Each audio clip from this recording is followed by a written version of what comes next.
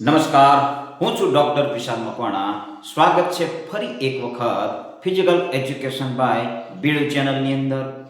ચેનલમાં તમે નવા છો, ચેનલને સબસ્ક્રાઇબ કરી દો. ચેનલની અંદર તમે જઈ અને આજે નવા જ છો અને આ પહેલો જ વિડીયો તમે જોઈ રહ્યા છો, તો અગાઉ પણ ઘણા બધા વિડીયો છે જેને આપણે અપલોડ કરેલા છે. ચેનલની અંદર જઈ અને પ્લેલિસ્ટ આખું બનાવેલું છે. ટાટ સેકન્ડરી અને એસએટી સ્પોર્ટ માટેનું આખું પ્લેલિસ્ટ અલગથી જ બનાવેલું છે અને એની અંદર વિડીયોને ક્રમ પણ આપેલા છે. લગભગ આજનો આ વિડીયો છે એ 29માં નંબરે લગભગ આવશે. 28-29 જેટલા વિડીયો છે જેને આપણે અપલોડ કરેલા છે અને સંપૂર્ણ ટાટ સિલેબસ છે એને અનુરૂપ જ વિડીયો છે. એના માટે એ એક્ઝામ આપવા માટે લાભદાયી થવાના છે. તો આજે પણ એક એવું જ ચેપ્ટર 11મું ચેપ્ટર છે, ગોળા ફેંકનું ચેપ્ટર છે. સંપૂર્ણ એની માહિતી છે એને આપણે કવર કરવાના છીએ. ગયા વિડીયોની અંદર લાંબી કૂદની માહિતી છે એ સંપૂર્ણપણે એના એમસીક્યુ સહિત જે પ્રિલિમ્સ એક્ઝામ છે એને ધ્યાનમાં રાખીને અત્યારે વિડીયો અપલોડ કરવામાં આવી રહ્યા છે.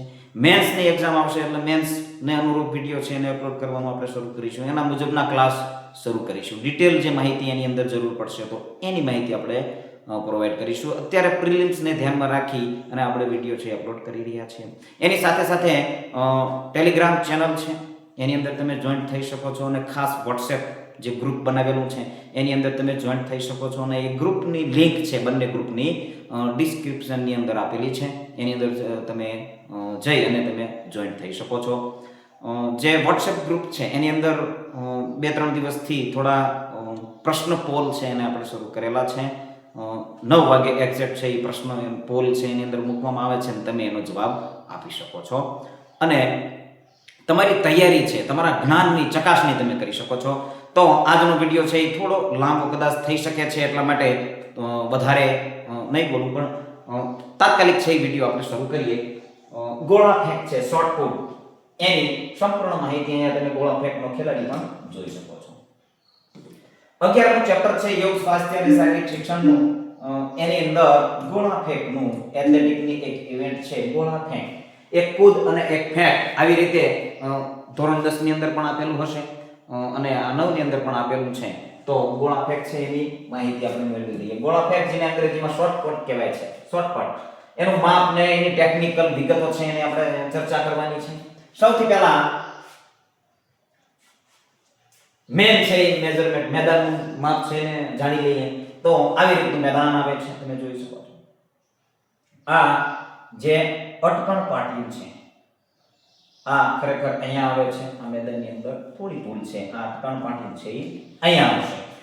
એની વચ્ચેનો જે કોણ છે એ 34.92 અંશનો જે આ વી શેપમાં બને છે તો 34.92 છે એ અહીંયા 34.92 અંશનો ખૂણો બને છે, એંગલ બને છે. ગોળા ફેંકવા માટેનો નિર્ધારિત વિસ્તાર ચોક્કસ ખૂણા પર હોવો જોઈએ. ચોક્કસ માપ એનું નક્કી જ છે 34.92 નો અહીંયા અંતર થવું જોઈએ, એંગલ આવવો જોઈએ. ચાલો હવે આ રિંગ છે એનું માપ શું છે તો 2.135 વ્યાસ કીધું છે. શું કીધું છે?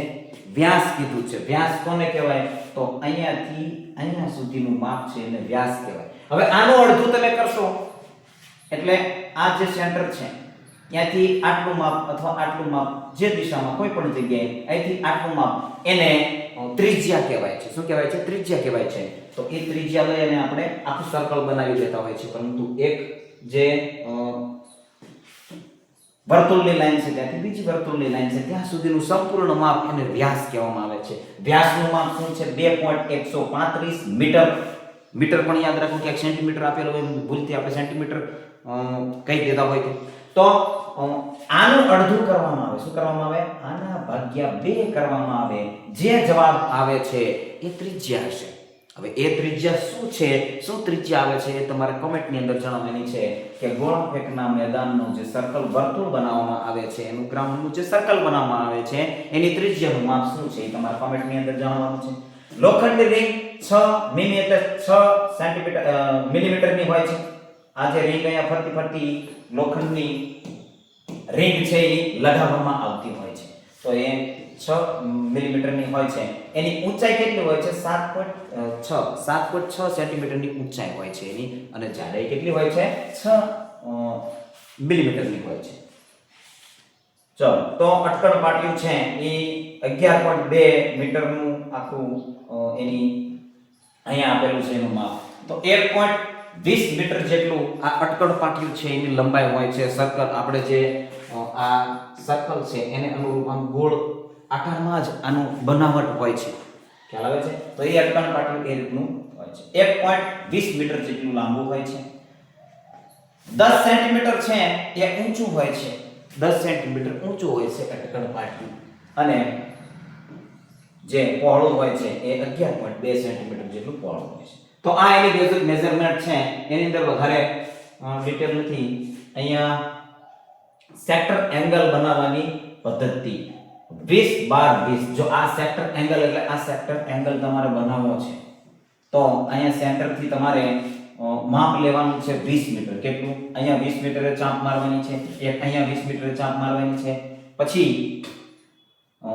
એક લાઈન તમે જો દોરી દો 20 મીટરની, એક લાઈન તમે 20 મીટરની અહીંયા દોરી દો છો, પછી આ બાજુ છે 20 મીટરની એક લાંબી ચાપ મારવાની છે, અને અહીંથી 12 મીટરની ચાપ તમે મારો છો એટલે તમારું ગોળા ફેંકનું મેદાન છે એ રેડી થઈ જશે. ઘણા બધા 2-3 રીતે તમે ચેક પણ કરી શકો છો. તમે પાઠ્યપુસ્તકની અંદર સરસ મજાનું સમજાવ્યું છે, એની અંદર જઈ પણ જોઈ શકો છો. ચાલો, 20 મીટરની રેખા છે અને આ આખું વર્તુળ બનાવેલું છે. જો અહીંયા તમે જોઈ શકો છો, અહીંથી અહીંયા છે એ 12 મીટરની ચાપ મારવાની છે, અને અહીંયા છે 20 મીટરની 34.92 નો એંગલ પણ એની અંદર બની જશે.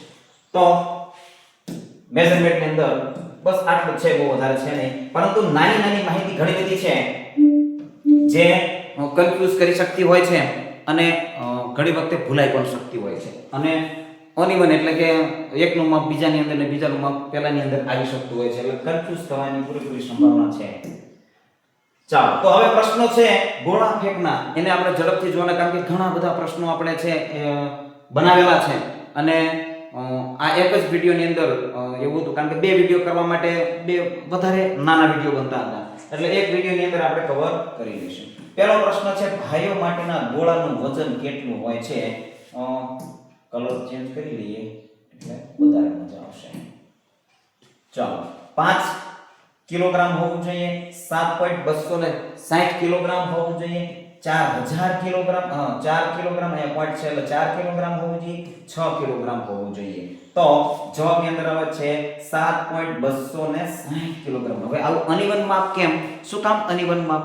કારણ કે ગોળા ફેંકનું વજન છે એને રતલની અંદર આપવામાં આવે છે. 5 રતલ, 7 રતલ અને 12 રતલ, આ પ્રકારે એનું માપ આવે છે.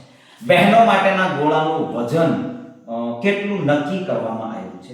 બહેનો માટેના ગોળાનું વજન 3 કિલોગ્રામ, 5.450 કિલોગ્રામ, 4 કિલોગ્રામ કે 2.500 કિલોગ્રામ છે. 2.500 કિલોગ્રામ છે.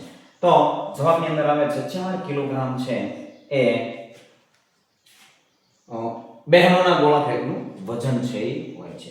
ગોળા ફેંકના વર્તુળનો અંદરનો વ્યાસ હોય છે કેટલો હોય છે? જો હવે વ્યાસની વાત આવી, હમણાં જ આપણે ચર્ચા કરી વ્યાસ કોને કહેવાય છે? અડધું હોય અહીંથી અહીંયા સુધીનું હોય તો એ ત્રિજ્યા છે, અને આખું વ્યાસ છે. તો 2.135 મીટર છે એ ગોળા ફેંકનું જે વર્તુળ છે એનો વ્યાસ હોય છે. ચાલો, થોડા ઝડપી ચાલીશું એટલે વધારે વિડિયો લાંબો પણ ના બને, અને માહિતી છે એ પૂરેપૂરી આપણે કવર કરી શકીએ. ચોથો પ્રશ્ન છે ગોળા ફેંકમાં ફેંક પ્રદેશ સિલેક્ટરનો ખૂણો કેટલા સેક્ટરનો ખૂણો છે એ કેટલા અંશનો હોય છે? સેક્ટરનો ખૂણો કેટલા અંશનો હોય છે? 40 અંશ, 34.92 અંશ, 45 અંશ કે 28.5? 34.92 અંશનો ખૂણો જે હોય છે. પાંચમો પ્રશ્ન છે ગોળા ફેંક ના મેદાનનો વર્તુળના મધ્યમાં કેટલો ખૂણો બને છે? વર્તુળના મધ્યમાં કેટલો ખૂણો બને છે? 34.92 બને છે. જો અહીંયા પણ છે 34.92. ગોળા ફેંકમાં ફેંક પ્રદેશ સેક્ટરનો ખૂણો કેટલા અંશનો હોય છે? સેક્ટરનો ખૂણો 34.92, અને આમાં પણ 34.92. જો ઘુમાવી ફેરવી પ્રશ્ન આવી રીતે પણ પૂછી શકે છે. ગોળા ફેંક, છઠ્ઠો પ્રશ્ન છે ગોળા ફેંકના મેદાનના 34 ફૂટ 92 ના ખૂણાની ખરાઈ કેવી રીતે કરી શકાય? ખરાઈ એટલે 34 ફૂટ 92 નો ખૂણો છે એની ખરાઈ કઈ રીતે કરવી? તો મધ્ય બિંદુ પરથી 1 મીટરની ચાપ મારવી, ચાપ મેદાનની બંને રેખાઓને સ્પર્શે તેમ મારવી, ચાપનું અંતર 60 સેન્ટીમીટર આવવું. એટલે જવાબની અંદર આવે છે ઉપર તમામ. આ પ્રશ્ન છે એ માહિતી છે એ આપવા માટે છે કે મેદાન તમે ગોળા ફેંકનું બનાવેલું છે તો એનું જે અહીંયા એંગલ જે બને છે 34.92 નું, તો એની ખરાઈ કઈ રીતે કરવી? તો મધ્ય બિંદુ પરથી 1 મીટરની ચાપ મારી. આ ધારો કે અહીંયા મધ્ય બિંદુ છે, થોડું અનિવન છે, તો અહીંયાથી 1 મીટરની આમ ચાપ મારવાની છે. કેટલી? 1 મીટરની ચાપ તમારે મારવાની છે બંને રેખાને સ્પર્શે એ રીતે. ત્યારબાદ શું કરવાનું? ચાપ મેદાનની બંને રેખાઓને સ્પર્શે તેમ મારવાની છે. ચાપનું અંતર 60 મીટર. એટલે હવે એ ચાપનું અંતર છે કેટલું થવું જોઈએ? 60 સેન્ટીમીટર થવું જોઈએ.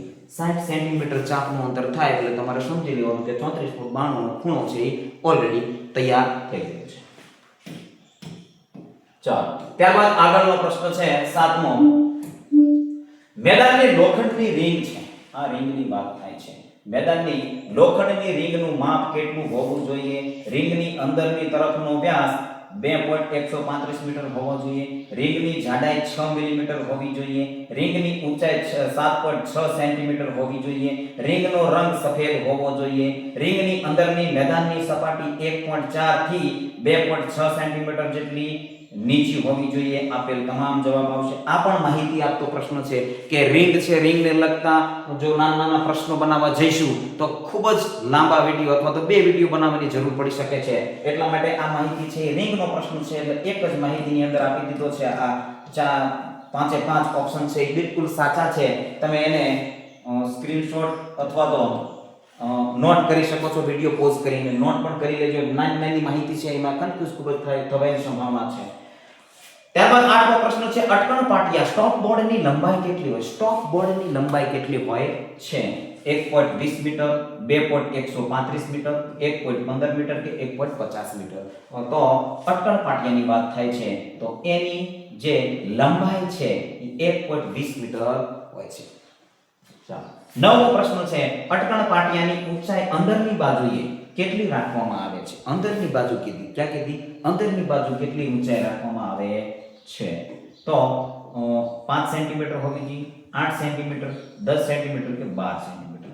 10 સેન્ટીમીટર છે એની ઊંચાઈ હોવી જોઈએ. હવે એ અટકણ પાટિયું છે એ જ્યારે લગાવવામાં આવે છે તો જ્યારે ગોળો ફેંકે છે, ગોળો ફેંકવામાં આવે છે ત્યારે અટકણ પાટિયું છે એને ટચ થાય તો ફાઉલ નથી, પરંતુ જો એની ઉપરની ધારે તમારો પગ છે એ સ્પર્શી જાય તો તમને ફાઉલ આપવામાં આવે છે. આવી કેટલી માહિતી છે એને લગતા પણ પ્રશ્નો પૂછાઈ શકે છે. 10મો પ્રશ્ન છે અટકણ પાટિયાની પહોળાઈ કેટલી છે? તો 11.2 થી, જો આની અંદર આ જે લેટેસ્ટ માપ છે એને અનુસંધાને છે આપણી પાસે 11.2 નું હતું, પણ 11.2 થી 30 સેન્ટીમીટર જેટલું ઈ પાટિયું છે એની પહોળું રાખી શકો છો. કારણ કે પહોળામાં કોઈને વિઘ્ન અથવા તો કંઈ પણ અડચણરૂપ થતું નથી, કારણ કે મેદાનની અંદર જશે એટલો ગોળાને પણ અડકવાનું નથી, નજીક જ છે. 11મો પ્રશ્ન છે વર્તુળની બંને બાજુએ બહારની તરફ કાઢવામાં આવતી સૂચક રેખાઓની લંબાઈ કેટલી હોય છે? હવે આ વર્તુળ છે આવી રીતે અને આ સેન્ટર છે તો બંને બાજુ થોડી આવી રીતે એની લાઈનમાં થોડી અંતરમાં લાઈન છે બહાર કાઢવામાં આવે છે. હવે એનો ઉપયોગ શું છે કે ગોળો ફેંકી અને આ બાજુ ધારો કે ફેંક પ્રદેશ છે તો ગોળો ફેંકી અને આ બંનેની લાઈન છે એની પાછળથી ગોળો ફેંક્યા બાદ નીકળવાનું હોય છે, નહીતર શું આપે છે? ફાઉલ આપે છે. તો એનું માપ પૂછ્યું છે અહીંથી આ રીતે એટલું અને આ બે બાજુ કેટલું હોય છે? 50 સેન્ટીમીટર, 75 સેન્ટીમીટર, 100 સેન્ટીમીટર કે 25 સેન્ટીમીટર? જવાબની અંદર આવે છે 75 સેન્ટીમીટર. યાદ રાખો. 12મો પ્રશ્ન છે ગોળા ફેંકના મેદાનની રેખાઓની જાડાઈ કેટલી છે? ગોળા ફેંકનું મેદાન છે એની રેખા છે એની જાડાઈ કેટલી છે? 2 સેન્ટીમીટર, 10 સેન્ટીમીટર, 5 સેન્ટીમીટર અને 7 સેન્ટીમીટર? જવાબ આવશે 5 સેન્ટીમીટર. મોટા ભાગના ગ્રાઉન્ડની જે તમને એની જાડાઈ પ્રશ્ન આવે તો મોટા ભાગના ગ્રાઉન્ડની જાડાઈ કેટલી હોય છે? 5 સેન્ટીમીટરની હોય છે. એટલે 5 સેન્ટીમીટર છે અને યાદ રાખો. બેડમિન્ટન છે એવી કોઈ ગેમો છે કે જેની તમને લાઈનનું માપ પૂછે તો એની અંદર થોડો અલગ આવે, પરંતુ મોટા ભાગના ગ્રાઉન્ડની વાત થાય છે તો એની 5 સેન્ટીમીટરની હોય છે. 13મો પ્રશ્ન છે ગોળા ફેંકના કૌશલ્ય કેટલા છે? ગોળા ફેંકના કૌશલ્ય કેટલા છે આ યાદ રાખવાનું, કારણ કે પાઠ્યપુસ્તકની અંદર કૌશલ્ય આપ્યા છે, એનો ક્રમ પણ આપેલો છે, તો એ કેટલા છે એવો પ્રશ્ન પૂછાઈ શકે છે. 5 છે, 6 છે, 7 કે 8? જવાબની અંદર આવે છે 5.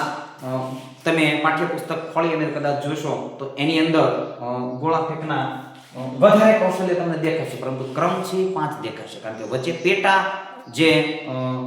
પેટા કૌશલ્ય કહેવાય છે. એ પેટા કૌશલ્ય છે જેના લીધે આપણને ક્યારેક કન્ફ્યુઝ થતું હોય છે અને 7 8 જેટલા આપણે કૌશલ્ય દર્શાવી દેતા હોઈએ છીએ. જવાબ આવે છે 5.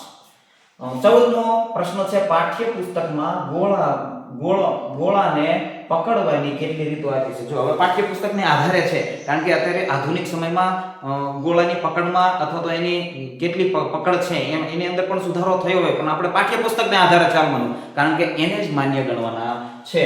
તો એને આધારે કેટલી પકડવાની રીત છે? 2 છે, 3 છે, 3 છે કે માત્ર 1? તો 2 ની અંદર 3 આપ્યું છે, 3 છે, ભૂલથી 2 ઓપ્શનની અંદર 3 રીત આપેલી છે પાઠ્યપુસ્તકની અંદર. 15મો પ્રશ્ન છે ગોળા ફેંકમાં કઈ પકડ સૌથી વધુ પ્રચલિત છે? હવે કઈ પકડ છે એ સૌથી વધુ પ્રચલિત છે? 2 આંગળીઓની પકડ, 5 આંગળીઓની પકડ, 3 આંગળીઓની પકડ કે મુઠ્ઠીની પકડ? જવાબ આવશે 3 આંગળીની પકડ. આ 3 આંગળીની ઉપર પકડ રહેશે, ટચલી આંગળી છે એ થોડી વળેલી અને અંગૂઠો છે એ સપોર્ટમાં રહેશે. તો આ જે ગોળાની પકડ છે તો એ સૌથી વધારે પ્રચલિત છે, કારણ કે વધારે મોટા ભાગના ખેલાડીઓ ઈ પકડ છે એનો ઉપયોગ કરતા હોય છે. ચાલો, જો અહીંયા તમે જોઈ શકો છો આ સપોર્ટમાં છે, 3 આંગળી છે અને અંગૂઠો પેલી બાજુ સપોર્ટમાં છે. ચાલો, ત્યારબાદ 16મો પ્રશ્ન છે કે ગોળા ફેંકમાં ટી સ્થિતિ અને ક્રાઉચની સ્થિતિઓ શા માટે લેવામાં આવે છે? ગોળા ફેંકની અંદર ટી સ્થિતિ લેવામાં આવે છે, ક્રાઉચની સ્થિતિ લેવામાં આવે છે. જો આ પેટા કૌશલ્ય છે, જે ફેંક છે, ફેંકની અંદરના પેટા કૌશલ્યો છે. ઊભણી છે, પકડ છે, ઊભણી છે, અને એના પછીની જે ફેંકની ક્રિયા છે તો એની અંદર પેટા પ્રકાર આવે છે. ફેંકની અંદર તમે જુદી જુદી રીતે ફેંક કરતા હોવ છો.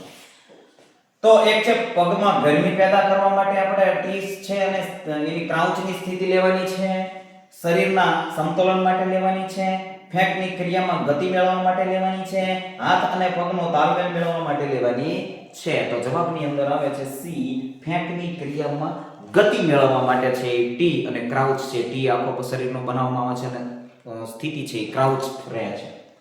ત્યારબાદ સરક લઈ અને ગોળો ફેંકવામાં આવે છે. 17મો પ્રશ્ન છે ગોળાને ફેંકતા પહેલા શરીરના કયા ભાગ પાસે સ્થિર રાખવાનો છે? ગોળાને ફેંકો છો એટલે પકડની વાત થઈ છે, પકડ તમે લઈ લીધી, પછી ગોળાને સ્થિર રાખવાનો છે આવી રીતે 180 ડિગ્રી છે એનો એંગલ બનતો હોય છે આવી રીતે. અહીંથી મેદાનની વિરુદ્ધની દિશામાં ઊભું રહેવાનું હોય છે. તો માથાની ઉપર, જડબા અને ગળાની વચ્ચે. જવાબની અંદર શું આવે છે? જડબા અને આ જડબું છે અને આ ગળું છે એની વચ્ચે, એટલે અહીંયા જે હાડકું હોય છે એની આ હાડકાની ઉપર જે ભાગ હોય છે ત્યાં ગોળો છે એને ટેકાવવાનો હોય છે એવું કહી શકાય. 18મો પ્રશ્ન છે કે પેરી ઓબ્રાયન પદ્ધતિમાં ખેલાડી ફેંક પ્રદેશ તરફ કેવી રીતે ઊભો રહે છે? પેરી ઓબ્રાયન બે પ્રકારની પદ્ધતિ છે, પેરી ઓબ્રાયન અને ડિસ્કોપટ. કઈ પદ્ધતિ? પેરી ઓબ્રાયન અને ડિસ્કોપટ. ડિસ્કોપટ શું છે? તો ચક્ર ફેંકની માફક જ લેવામાં આવે છે, ચકડી મારી, એક બે ફૂદડી મારી એવું કહી શકો. તો મોઢું રાખીને, એટલે કઈ બાજુ રાખવાનું? પેરી ઓબ્રાયનમાં મોઢું પદ્ધતિ, ખેલાડી ફેંક પ્રદેશ તરફ કેવી રીતે? ફેંક પ્રદેશ એટલે ફેંક પ્રદેશ વી આકારનો ફેંક પ્રદેશ છે એની તરફ શું રાખવાનું છે? મોઢું રાખવાનું છે. પીઠ રાખીને ડાબી બાજુએ ઊભું રહેવાનું છે, જમણી બાજુએ ઊભું રહેવાનું છે. તો પીઠ એ બાજુ રહેશે, આ બાજુ ધારો કે ગોળો ફેંકવો છે તો આવી રીતે એની પોઝિશન ટી સ્કીલ કરીને ઊભું રહેવાનું હોય છે. સરક લઈ અને ત્યારબાદ શરીર છે એ ગતિમાં આવે અને ત્યારબાદ ગોળો ફેંકવામાં આવે છે. 19મો પ્રશ્ન છે ગોળા ફેંકમાં સરક, જેને ગ્લાઇડ કહેવાય છે, નો મુખ્ય ઉદ્દેશ શું છે? હવે સરકનો ઉદ્દેશ શું છે? ખ્યાલ આવે? ક્રાઉચનો ઉદ્દેશ જોઈ લીધો, હવે સરકનો ઉદ્દેશ શું છે? સંતુલન જાળવવું, વેગ મેળવવો, સ્ટાઇલ કરવી, થાક ઓછો કરવો. તો સંતુલન જાળવવા માટે નથી, વેગ મેળવવા માટે છે. શું છે? જે સરક લેવામાં આવે છે શરીરને વેગમાન બનાવવા માટે. 20મો પ્રશ્ન છે ફેંકતી વખતે ગોળાનો ફેંક કોણ એંગલ ઓફ રિલીઝ, શું કહેવાય છે? એંગલ ઓફ રિલીઝ કેટલો હોવો જોઈએ? અંદાજે કેટલો હોવો જોઈએ? 30 30 અંશ, 45 અંશ, 60 અંશ કે 90 અંશ. 45 ડિગ્રી ગયા વિડિયોની અંદર એટલે લાંબી કૂદની અંદર પણ આપણે આ એંગલની ચર્ચા કરેલી કે 45 ડિગ્રી છે. આવી રીતે અહીંયા નાનું બનાવીએ તો પણ ખ્યાલ આવી જશે. ચાલો આ 90 ડિગ્રી એંગલ થયો છે તો એની બિલકુલ વચ્ચેથી 45 ડિગ્રી એંગલ હોય છે. હવે એથી જે અહીંથી ઉપર તમારે એંગલ જો વધી જાય છે તો અહીંયાથી નજીક પડે છે, ઓછો થાય છે તોય નજીક પડે છે, પરંતુ 45 બિલકુલ વચ્ચેનો જે એંગલ છે 45 ડિગ્રી એંગલ એ સૌથી દૂર. હવે આ ખેલાડી પ્રમાણે એંગલ પણ જુદો જુદો બનતો હોય છે. કઈ રીતે 45 ડિગ્રી હવે ઊંચો ખેલાડી છે તો એનો 45 ડિગ્રી કઈ રીતે નીકાળવું એ જોવાનું. શરીર છે અને નીચે જમીન છે તો એની 45 ડિગ્રી એંગલ આપણે નીકાળી અને ખેલાડીને પ્રેક્ટિસ કરાવવાની છે. ચાલો ત્યારબાદનો પ્રશ્ન છે 21મો કે ફેંક પૂરી થયા પછી ખેલાડીએ વર્તુળમાંથી ક્યાંથી બહાર નીકળવું જોઈએ. જો હમણાં આપણે ચર્ચા કરી શરૂઆતમાં જ્યારે ઓલી ઇમેજ ચર્ચા કરતા હતા તો ગમે ત્યાંથી નીકળી જવું તો એ ચાલશે નહીં. આગળથી નીકળવું તો આગળ જશો તો આગળ તો ફેંક પ્રદેશ છે તો અહીંયા પણ નહીં ચાલે. સૂચક રેખાઓની પાછળ સૂચક રેખા કઈ છે તો આવું વર્તુળ છે, સેન્ટર આપેલું છે અને આ બંને બાજુ સૂચક રેખા છે. સૂચક રેખાની પાછળના ભાગ છે એટલે પાછળનો ભાગ કયો છે આ છે. આગળના ભાગથી નીકળવાનું નથી, પાછળના ભાગથી નીકળવાનું. બંને સાઈડ કોઈ પણ સાઈડથી તમે નીકળી શકો છો પરંતુ પાછળના ભાગથી નીકળવાનું છે. 22મો પ્રશ્ન. હવે થોડું એવું લાગતું છે કે ઝડપી છે કારણ કે અમુક વખતે એવું બનતું હોય છે કે વિડિયો છે ખૂબ જ વધારે સમજૂતી આપવામાં સરળ પ્રશ્નો છે અને સમજૂતી જેટલી આપવી પડે એટલી આપું છું. અને કારણ કે વિડિયો લાંબો થતો હોય ને ફિઝિકલ એજ્યુકેશન એટલે કે શારીરિક શિક્ષણવાળા કેન્ડિડેટ હોય એને વધારે બહુ મોટો ક્લાસમાં બહુ રસ હોય નહીં, એટલા માટે આપણે બને ત્યાં સુધી શોર્ટ વિડિયો છે એ કરતા હોઈએ છીએ. છતાં તમારી શું રાય છે એ કોમેન્ટની અંદર જણાવી શકો છો. ગોળો ફેંકતી વખતે જો ખેલાડીનો પગ અટકણો પાટિયાની ઉપરની ધાર ઉપર જો કીધું છે ઉપરની ધાર, પ્રશ્નને પહેલા સમજી લેવો. ઉપરની ધારને અડકે તો શું ગણવામાં આવે છે? સફળ ફેંક, ફાઉલ એટલે કે નિષ્ફળ પ્રયત્ન, નિષ્ફળ પ્રયત્ન ગણવામાં આવે છે. હમણાં આપણે ચર્ચા કરી નિષ્ફળ પ્રયત્ન ગણવામાં આવે છે. 23 ગોળો જો ફેંક પ્રદેશ એટલે કે સેક્ટરની રેખા પર પડે તો તે કેવી ફેંક ગણાય છે? સેક્ટરની રેખા ઉપર પડે છે તો કેવી સેક્ટરની રેખા એટલે કઈ રેખા? આવો પણ પ્રશ્ન થઈ શકે. શું સેક્ટરની રેખા એટલે સેક્ટરની રેખા એટલે કઈ રેખા? અહીંયાથી આપણે એંગલ લીધું છે આ બંને બાજુ. હવે આ રેખા ઉપર ગોળો ધારો કે પડી શકે, પડે ને? રેખા ઉપર ગોળો પડે તો એને માન્ય ગણવામાં આવશે, ફાઉલ ગણવામાં આવશે, ઉત્તમ ગણવામાં આવશે કે રેખા ટચ ગણવામાં આવશે? તો એને ફાઉલ ગણવામાં આવે છે કારણ કે આ રેખાઓ છે એ મેદાનની બહારની ધારની અંદર અને એની અંદર ઉપર ગોળો છે એ ટચ થાય એટલે ફાઉલ ગણવામાં આવે છે. તો ચલો ત્યારબાદ 24મો પ્રશ્ન છે કે દરેક ખેલાડીને તેના નામની જાહેરાત થયા પછી ફેંક પૂર્ણ કરવા માટે કેટલો સમય મળે છે? હવે આ આધુનિક પ્રશ્નો પણ કહી શકો ને અત્યારનો જે ચેન્જિંગ સમય છે એ જ છે કે દરેક ખેલાડીને તેના નામની જાહેરાત થાય એટલે કે ભાઈ એનાઉન્સમેન્ટ કરવામાં આવે કે આ કોઈ પણ વ્યક્તિનું નામ બોલી અને એનાઉન્સમેન્ટ કરવામાં આવે કે એમનો વારો ગોળો ફેંકવા માટે આવેલો છે તો એમને 2 મિનિટની અંદર, 30 સેકન્ડની અંદર, 1 મિનિટ કે 5 મિનિટ, 1 મિનિટની અંદર છે એ ગોળો ફેંકવાનો છે. કેટલો? 1 મિનિટની અંદર આખી ક્રિયા છે એને પૂર્ણ કરવાની છે, નહીંતર એની તક છે એ નિષ્ફળ ગણવામાં આવશે અથવા તો એને ડિસ્ક્વોલિફાઈડ નહીં પણ નિષ્ફળ તક ગણવામાં આવશે. 25મો પ્રશ્ન છે ગોળા ફેંકમાં અંતરનું માપ ક્યાંથી લેવામાં આવે છે? જો આવા ટેકનિકલ પ્રશ્નો પણ પૂછી શકે. અંતરનું માપ કઈ રીતે લેવાનું? જેવી રીતે લાંબી કૂદની અંદર અંતરનું માપ કઈ રીતે લેવાનું તો એ આપણે સમજ્યા હતા. આવી રીતે ગોળા ફેંકની અંદર પણ છે ગોળાના નિશાનથી વર્તુળના કેન્દ્ર સુધી. ગોળાનું નિશાન ધારો કે આ ગોળો છે અહીંયા પડે છે ગોળો અને અહીંયાથી વર્તુળનું કેન્દ્ર કીધું છે એટલે કેન્દ્ર અહીંથી અહીંયા સુધીનું માપ તો નહીં, એ નહીં આવે. અટકણ પાટિયાની અંદરની ધાર, અટકણ પાટિયું અહીંયા અટકણ પાટિયું હોય છે, અંદરની ધાર એટલે આ બાજુની ધાર થી ગોળા સુધીનું એટલે અહીંથી ગોળા સુધીનું અંતર. આ થોડું યોગ્ય લાગે છે. આગલા ઓપ્શન પણ જોઈ લેવાના. ગોળાના નિશાનથી અટકણ પાટિયાથી અંદરની ધાર, ગોળાનું નિશાન ક્યાં પડે છે? અહીંયા પડે છે અને અટકણ પાટિયાની અંદરની ધાર બંને સેમ ઓપ્શન જેવું જ લાગે છે. અટકણ પાટિયું છે એની અંદરની ધાર, અહીંયા પણ અંદરની ધાર છે, અહીંયા પણ અંદરની ધાર છે. બંને ઓપ્શન સેમ જેવા લાગે છે. અટકણ પાટિયાની બહારની ધારથી ગોળાના નિશાન સુધી, અટકણ પાટિયાની અંદરની ધારથી બહારની ધાર એટલે અંદરની ધાર, બહારની ધાર કીધી છે અને અહીંયાથી જે ગોળો છે ગોળાના નિશાન સુધીનું, તો બહારની ધારથી આવશે નહીં, અંદરની ધારથી આવે છે. હવે આ બે ઓપ્શન છે એની અંદરથી આપણે સિલેક્ટ કરવાનું છે. અટકણ પાટિયાની અંદરની ધાર એટલે હવે આપણે ગોળો ફરી એક વખત દોરીએ અને શું છે બે ઓપ્શન બિલકુલ સેમ છે કે શું છે? આ અટકણ પાટિયું છે એની અંદરના ધારથી ગોળા સુધીનું અંતર, અંદરના ધારથી ગોળા સુધીનું ધાર અહીંયા પડ્યો છે, તો બિલકુલ સાચી વાત છે. અને ગોળાના નિશાનથી અટકણ પાટિયાના અંદરની ધાર, હા ઉલટો કર્યું છે. બંને ઓપ્શન સાચા છે, કદાચ મિસ્ટેક થી ઓપ્શન છે સુધારવામાં ભૂલ થઈ હોઈ શકે છે. 26મો પ્રશ્ન છે, સ્પર્ધામાં જો 8 થી ઓછા ખેલાડી હોય તો દરેકને કેટલા પ્રયત્નો મળે છે? 8 થી ઓછા ખેલાડી હોય તો દરેકને 6 પ્રયત્નો મળે છે. યાદ રાખવું. 8 થી વધારે હોય તો શું? આવો પ્રશ્ન પૂછાઈ શકે. તો સૌથી પહેલા દરેકને 3 તક આપવામાં આવે છે અને એમાંથી બેસ્ટ 8 કાઢવામાં આવે છે, એને ફરીથી બીજી 3 તક આપવામાં આવે છે, બાકી કુલ તક તો 6 જ આપવામાં આવે છે. હવે સ્પર્ધાના લેવલ પ્રમાણે અથવા તો એના નિયમો પ્રમાણે એની અંદર સુધારો હોય છે, પરંતુ આ નેશનલ ઇન્ટરનેશનલ કક્ષાની વાત થાય છે. ચલો 27મો પ્રશ્ન છે, ગોળા ફેંકમાં શું પહેરવાની મનાઈ છે? શું પહેરવું? ટી-શર્ટ પહેરવું એની મનાઈ તો હોઈ શકે નહીં, એટલે એ ઓપ્શન નહીં આવે. હાથના મોજા, હા બિલકુલ હાથના મોજા છે એને પહેરવાના નથી, બૂટ પહેરવા જોઈએ, તો એ ઓપ્શન નહીં આવે. કાંડાની પટ્ટી, તો કાંડાની પટ્ટી પહેરશો તો એના ઉપર કંઈ નહીં, પરંતુ ગ્લોવ્સ હાથના મોજા છે એ તમે પહેરી શકશો નહીં, કારણ કે ગોળાને હાથ દ્વારા ફેંકવાનો છે. 28મો પ્રશ્ન છે, ગોળા ફેંકમાં કયા પ્રકારના પાવડરનો ઉપયોગ થાય? જો પાવડરનો ઉપયોગ તમે નેશનલ કક્ષાની અથવા ઇન્ટરનેશનલ કક્ષાની કોઈ સ્પર્ધા જોઈએ છે તો ગોળો ફેંકતા પહેલા એ કંઈક ચૂના જેવું કંઈક લગાડીને આવે છે, તો એ શું હોય છે? તો ટેલ્કમ પાવડર હોય છે, મેગ્નેશિયમ કાર્બોનેટ હોય છે, ચોક પાવડર હોય છે કે સિંદૂર હોય છે? તો મેગ્નેશિયમ કાર્બોનેટ એ પાવડર હોય છે. યાદ રાખો, મેગ્નેશિયમ કાર્બોનેટ, આ શબ્દ યાદ રાખો.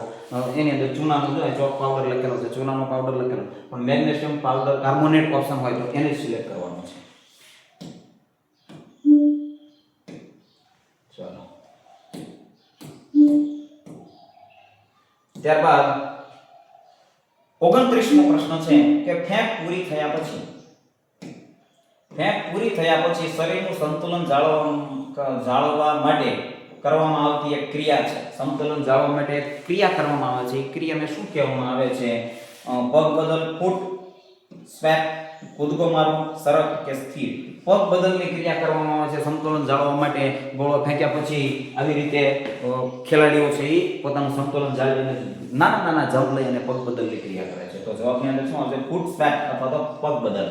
30મો પ્રશ્ન છે, ગોળો ફેંકતી વખતે ખેલાડીનો કયો હાથ હવામાં ઊંચો કરવાનો છે? અર્ધ ગોળાકાર રાખવામાં આવે, હવામાં ઊંચો કરવામાં અર્ધ ગોળાકાર રાખવામાં આવે છે. તો ફેંકવા વાળો હાથ છે મુક્ત હાથ, બંને હાથ?